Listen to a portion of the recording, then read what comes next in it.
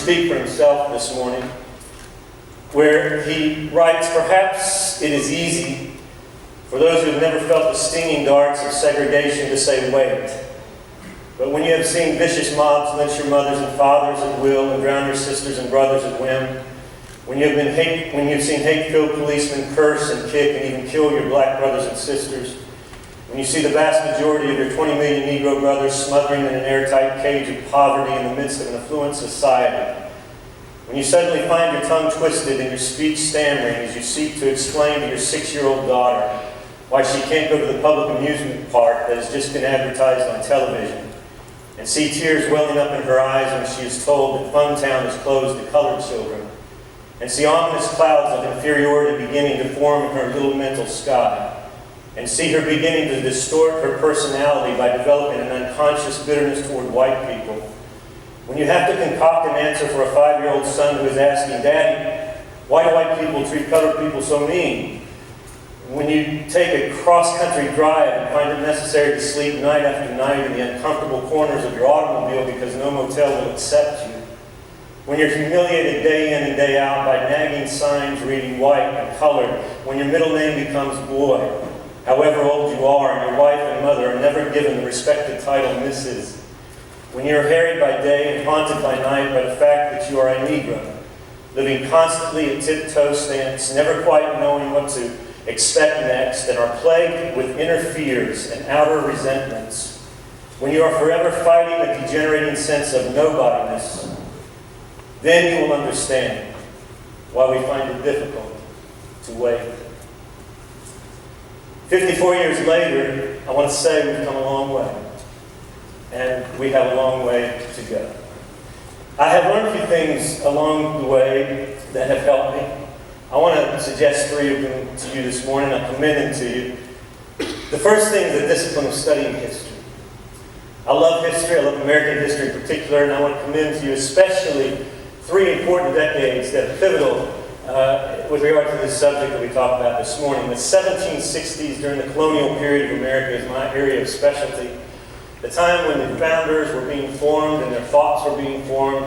When just a few years later, the principal author of the Declaration of Independence, Thomas Jefferson, would write those immortal words that we understand that all men are created equal, and they're endowed by their Creator with certain unalienable rights, among these being life, liberty, and the pursuit of happiness. I love Thomas Jefferson. He's a hero of mine. Brilliant man, a bold man, a brave man, like most of the founders. You can imagine my disappointment when I discovered years ago that he was the owner of upwards of several hundred slaves. And he was not the only founder who was. All of my heroes have flaws. Every single one of them. I'd like to tell you I found a hero who didn't, but all of them did. So you move from the 1760s to the 1860s, another important generation, which was lived in the shadow of a Supreme Court decision, 1857, Dred Scott versus Stanford, in which the Supreme Court, by decision of 7-2, ruled that black people, descendants of slaves from Africa, were not citizens of the United States and therefore not entitled to the rights and privileges of the Constitution of the United States. It took a war to settle that. There's been a lot of ink spilled and debate on what caused that war. Was it states' rights or was it slavery? I don't know why we have to choose. The formal cause of that war was states' rights. The material cause of that war was indeed slavery. At the end of that war, several years later, the 14th Amendment finally settled it. That if you're born here, black or white, you are a citizen, entitled to the privileges and the rights of the Constitution under the due process of law. 100 years later, you would think that the legal action would have taken care of it, but it didn't. In the 1960s, another important generation, the time of the Civil Rights Movement, Civil Rights Act, and the life and the action, very bold, courageous action of Martin Luther King, Jr. I have enjoyed reading a lot about him. I will tell you, after seeing where even things were in the 60s, we've come a long way, but we've got a long way to go. I commend you the study of history. Study of history. The second thing that's really helped me is the study of theology. The reason, even if you're not a Christian, you should study Christian theology It is part of being an educated person. You should study theology because Martin Luther King studied theology. The Bible is the best-selling book of all time. To be an educated person means at least you have a basic working knowledge of that Bible. And it was a study of theology that really helped me understand.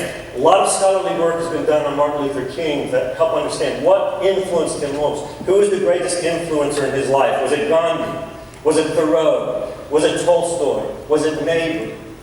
I would suggest to you, and many others would as well, that no one even comes close to the influence that Jesus Christ had on Martin Luther King. And no book, no literary work comes close to the influence that the Bible had on his life. You cannot understand Martin Luther King if you do not understand the Bible. As you look at the life and the works of Jesus Christ, you'll see that among the many things that he accomplished was a very nonviolent but very clear protest against racism. One of his most famous stories ever told, the Good Samaritan, I'm sure you've told it over and over again. He talks about the priest who walks by the man beat up on the road, the Levite who walks by the man beat on the road. And then a Samaritan comes by. And the reason that's significant is because Samaritans were looked down upon. Their race was considered to be inferior by the dominant race. And Jesus makes the Samaritan the hero of the story. You can imagine the impact in the first century as Jesus told it. And over again you see Jesus in his nonviolent protest, his speaking of truth to power. How he tore down barriers between Jew and Gentile. This is part of his mission. An honest reading of Scripture leaves you no ground, no intellectual basis for segregation or Jim Crow laws. So study theology. Third thing I commend to you is you study your friends. Study your friends. It means if you're black, you study your white friends. If you're white, you study your black friends. You go to school on them. You learn from them. This assumes that if you're white, you have good black friends. Assumes if you're black, you got good white friends. I'm not talking about a lot of the relationships we often have. I'm not talking about you saying, I know I've got a few black people who work for me, they're my friends. I'm talking about collegial friendships where you are equals, you are colleagues. So those of you who are bosses, just to let you know, a lot of times your employees are nice to you because, well, you're the boss, you're not that awesome. So in a collegial friendship, when you have that basis and that freedom and no one has any power over the other, go to school on your friends. Ask them what it's like. Learn from them. There's a book in the Bible called James. There's a verse in that book in chapter 1 that gives some of the best advice for human relationships you'll ever get. Be quick to listen, slow to speak, and slow to anger. When blacks and whites get together and talk about racial conciliation, there's a lot of temptation to misunderstand and to get angry. Be quick to listen. Understand it before you disagree with it. Be quick to listen. Slow to speak. Slow to anger. It's good advice for marriage and friendships and what we're talking about now, unity in our community. Learn from them. When I came to Decatur in 1992, one of the first, probably the second funeral that I didn't know exactly the way from our church to Decatur City Cemetery, so I rode with the funeral director in the hearse, and he knew I was new to the area, the new pastor had come to town, so this became a tour, and he became my tour guide as we followed the hearse to the cemetery. If you ever wonder what ministers and funeral directors talk about, this might be it.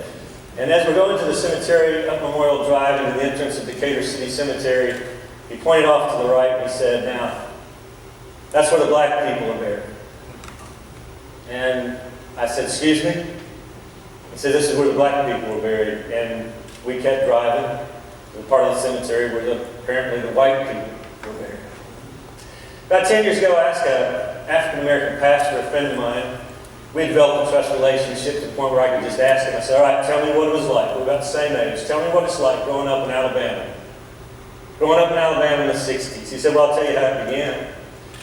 My mom was pregnant with me, and when she went into labor, my father packed her up in a car, drove her over 20 miles to the black hospital. And in order to do that, we had to drive by the white hospital. Separate, but equal. Only it wasn't, right? It wasn't equal. If you ask them, if you got a friendship like that, what I've found is they'll actually tell you. And you can learn a lot. Another friend of mine, just a few weeks ago, we started a Decatur coalition of church pastors, black pastors, white pastors, Hispanic pastors in Decatur. After one of those meetings, one of the black pastors took me off to the side. He looked me in the eye, and I asked him if I could tell you this morning. He said, until we started having these meetings, I thought white Christian was an oxymoron. I'm going to tell you, I didn't take offense to that. Would have broke my heart. I'm on a mission to make sure he and his friends can never say that again. We had a wedding a couple years ago in our church. We have weddings all the time. That's not unusual. But this one was historic because as the groom stood next to the bride and gave their vows, for better, for worse, rich and for poor, sickness and health, till death do us part. The groom had grown up at St. Peter Missionary Baptist Church. My friend Jerry Baker is the pastor. Bride was the son of one of my elders and had grown up at First Bible Church at Decatur. And there they stood. One from a church built by former slaves. The other from a church filled with prominent people in our city. And they made their promise to each other. And it was history. We've come a long way. That would have been illegal in 1965. But we've got a long way to go. So I want to commend especially you young people receiving these scholarships. These scholarships are an investment in your brain. One of the greatest ways that you can honor Martin Luther King is to take that seriously, to pursue that education, and to put your brain to work for the good of your community. A mentor of mine told me a long time ago, leaders are readers, and readers are leaders. I think that one of the reasons that the Civil Rights Movement was so well led is largely because Martin Luther King Jr. was so well read. And I want to commend a book to you. It's considered by many people to be in the top 3 or 4 in terms of history of the Civil Rights Movement, written by David Chappell, called The Stone of Hope, The Prophetic Religion, and the Death of Jim Crow, University of North Carolina Press. It's a scholarly work. It's not easy reading. You got to slog through it. The footnotes are immense. The appendix is almost as large as the main body of the book. But I picked up a few things from him, and you've got to keep in mind he's an atheist. He's not some southern evangelical guy. An atheist wrote this book, and what he said is that the Civil Rights Movement was largely successful because of 3 things that are often forgotten in revisionist history and often overlooked today as we look back on what Martin Luther King accomplished. The first thing he said that's overlooked is the fortitude of the civil rights leaders. The ability and willingness to sacrifice in the face of great opposition came from Christian theology.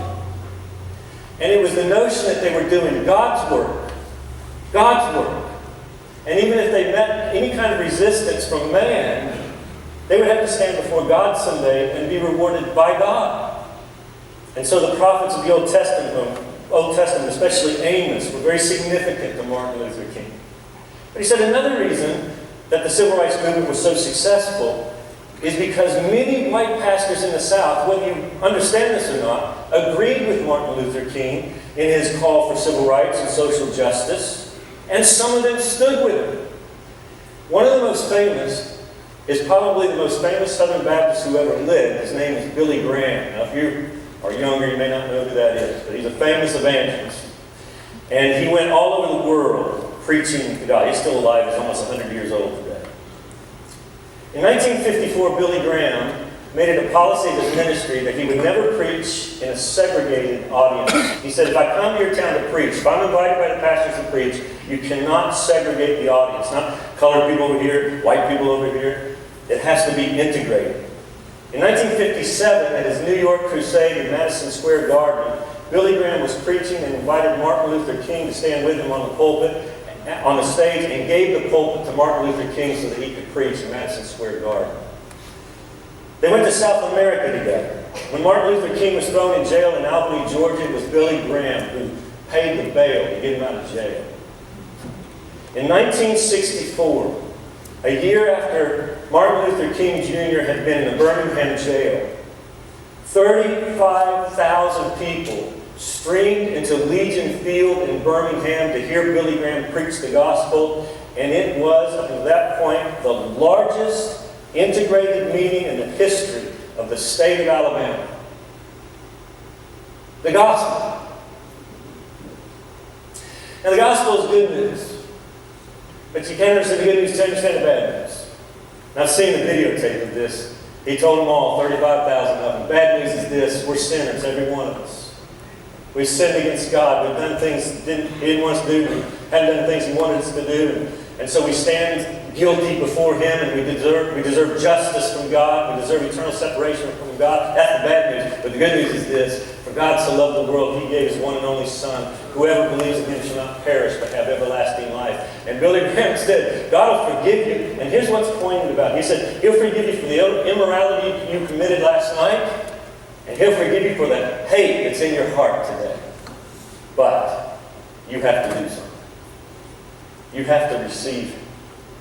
Believe that Jesus Christ, the Son of God, died on the cross in the place of sinners to pay for our sin, in order that God might have a basis now to be just and merciful, so that He can forgive us. The gospel. So here's what David Chappell said. Fortitude came from Christian theology, and many white pastors actually did stand with Martin Luther King, though not enough, because here's the third thing. Many white pastors agreed with Martin Luther King, but they decided to stay neutral. And the good news there is that the white politicians were frustrated with white pastors because they would not help them in their cause of protecting segregation and the Jim Crow laws. They couldn't get the pastors to cooperate, and it frustrated the white politicians who were pretty much unified on this. Well, that's a fascinating little tidbit of history. So the good news is the white pastors were neutral. And the bad news is the white pastors were neutral.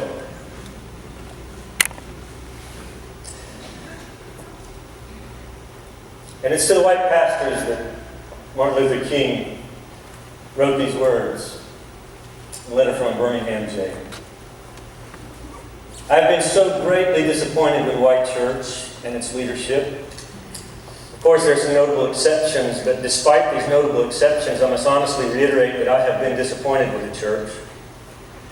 I do not say this as one of those negative critics who can always find something wrong with the church. I say this as a minister of the gospel who loves the church, who was nurtured in its bosom, who has been sustained by its spiritual blessings, and who will remain true to it as long as the cord of life shall lengthen.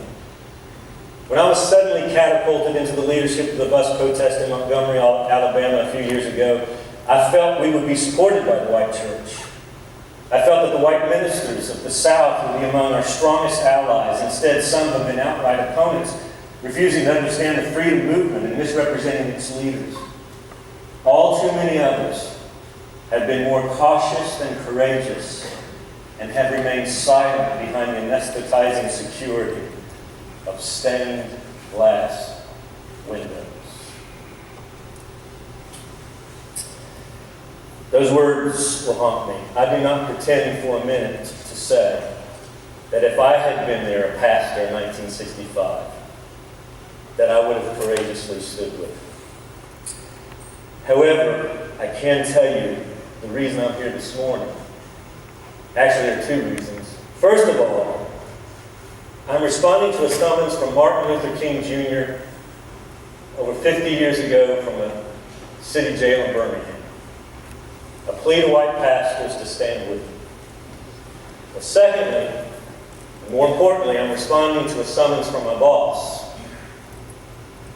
According to the authority of the Word of God, this is the right thing to do. Now, what do we have in common? Martin Luther King was an American. I'm an American. Martin Luther King was a father, and I'm a father. He was a husband, and I'm a husband. He was a preacher. I'm a preacher. He was a sinner. And I'm a sinner. He was in need of grace, and I'm in need of grace. In the words of Billy Graham, whether you're black or whether you're white, we are all equal at the foot of the cross. I appreciate your time.